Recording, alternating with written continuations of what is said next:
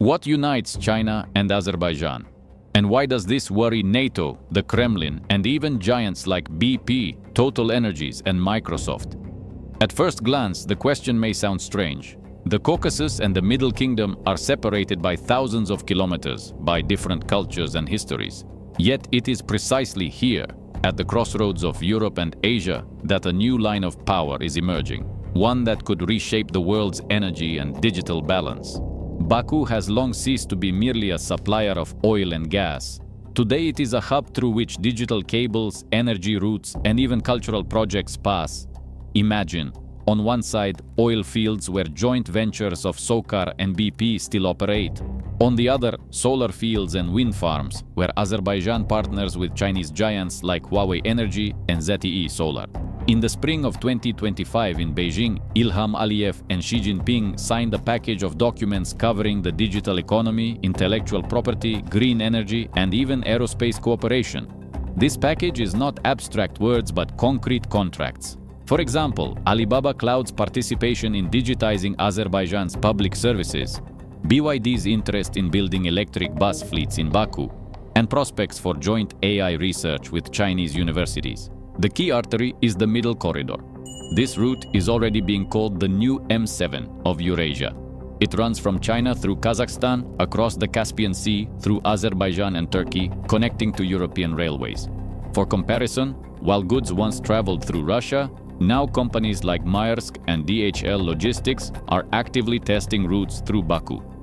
Those who can operate quickly and reliably are the ones who win. That is why Azerbaijan is betting on speed. Modern ports and terminals are being built, railways modernized with Siemens Mobility Technology, and Caspian projects launched with GE Renewable Energy and China's Goldwind. But it is not just about transport. Baku wants to become the region's energy center. Wind farms on the Caspian, solar plants in the steppes, and plans to export green electricity to Europe via underwater cables are already being discussed. And alongside the familiar logos of SOCAR and BP, Chinese company names are now appearing more and more often. Digitization is another priority. Azerbaijan is deepening its cooperation with Huawei, rolling out 5G and smart city systems in Baku. At the same time, integration is underway with e-commerce platforms like Alibaba and JD.com, while cybersecurity solutions are being discussed with global players like Microsoft Azure. Finally, the political step. Baku's aspiration to join the SCO. China has officially supported this application. For Azerbaijan, it is a ticket into a club that includes China, India, and Pakistan. For Beijing, it is a chance to anchor its influence even deeper. Now let's look at the contrast that cannot be ignored. Ilham Aliyev was received in Beijing with grandeur, palace halls, flags, tea ceremonies. All of it looked as if Azerbaijan were becoming one of China's key partners. Xi Jinping emphasized not only energy but also digitalization, cybersecurity, and cultural exchanges. And when you recall that China is behind global brands like TikTok, Huawei, BYD, and Alibaba, it becomes clear Beijing is ready to offer Baku the full spectrum, from smartphones and 5G to smart buses and payment systems. And what about Russia? Moscow and Baku have long been tied by energy. Gas, oil, pipelines where Lukoil and Gazprom work. But on the Chinese stage, the Kremlin openly admitted there would be no separate Putin-Aliyev meeting. Against the backdrop of Xi's lavish reception, this looked striking. Symbolically, Aliyev stands next to the global brand of China, while Russia is left out of the frame. And this is not just a question of protocol. Russia, hemmed in by sanctions, cannot offer Azerbaijan investments on the scale of Sinopec or infrastructure solutions on the level of China Railway Group. Even in the digital sphere, Moscow cannot compete with Huawei Cloud or Alibaba Cloud, which Azerbaijan is actively considering for its ministries. So why is China so active while Russia remains in the shadows? The answer is simple: geography and timing. The Middle Corridor through Azerbaijan has become a true lifeline for global logistics. If in the past goods traveled from China to Europe through Russian territory, today companies like Amazon Logistics, UPS, and DHL are urgently seeking alternative routes. And Azerbaijan offers just that: stable, relatively fast, and free from sanctions risks. That is the power of symbolism. Aliyev with Xi Jinping is the picture of the future. Russia on the sidelines is the picture of the past. And this signal is being read not only in Moscow and Baku, but also in Brussels, Ankara, and Washington. So what does all this mean for the global balance? For Azerbaijan, it is a massive step forward. The country is strengthening its independence and becoming a true bridge between East and West. Baku is no longer just a supplier of hydrocarbons. It is a digital hub through which cables, cloud services, and the logistics of the world's largest companies flow. Not by chance are Microsoft Azure and Amazon Web Services already testing data center projects here. Azerbaijan is betting that by 2030 it can become a regional data hub serving not only the South Caucasus but also parts of the Middle East. For China, this is the consolidation of influence by soft means. Instead of tanks and bases, Beijing offers railways, internet, and power plants. And it does so through global giants everyone knows. Huawei building 5G and smart cities, BYD and Geely providing electric vehicles for city fleets, Alibaba Cloud integrating platforms for public services. China wins hearts not with propaganda but with convenience. And that is hard to resist. And Russia?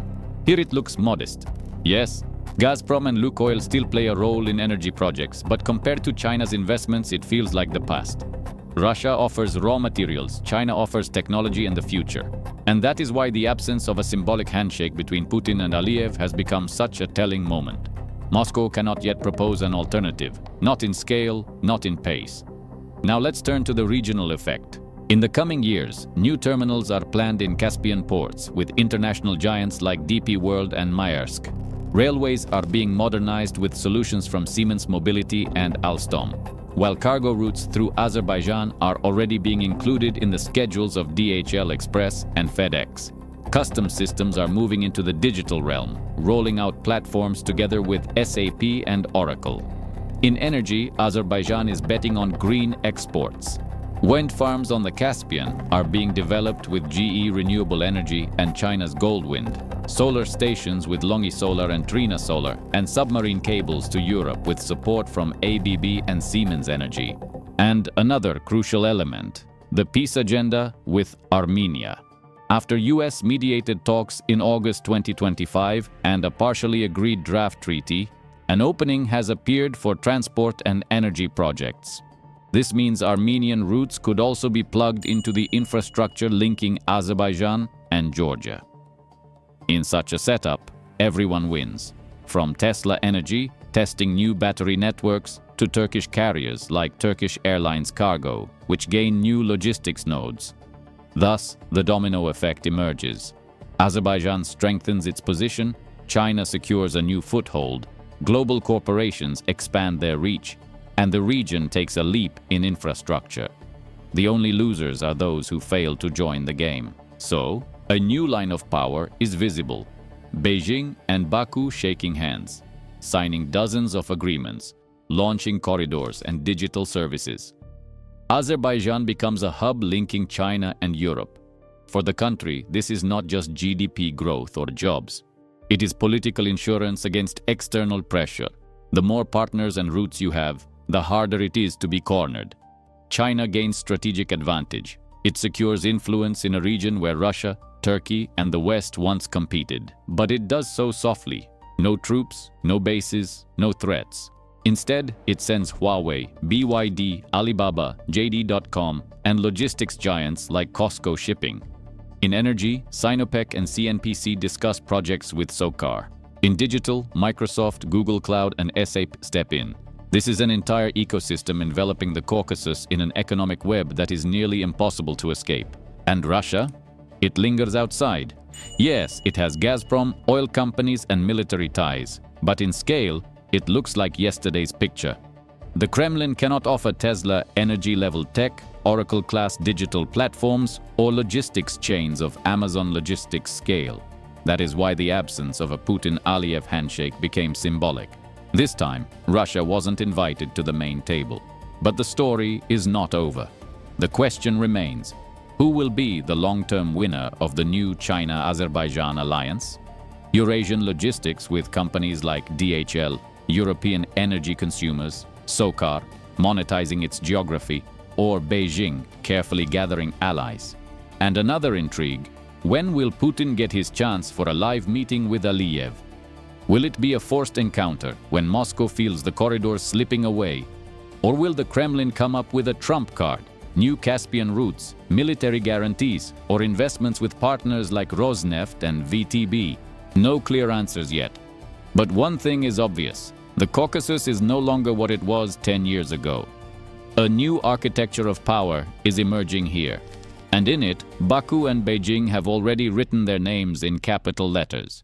The question is, who will inscribe theirs next? Washington, with investments from ExxonMobil and Chevron.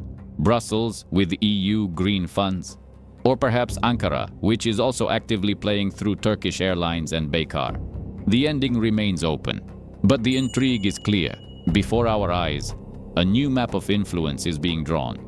And behind it stand not only politicians, but also the brands we use every day, from Huawei smartphones to Amazon deliveries.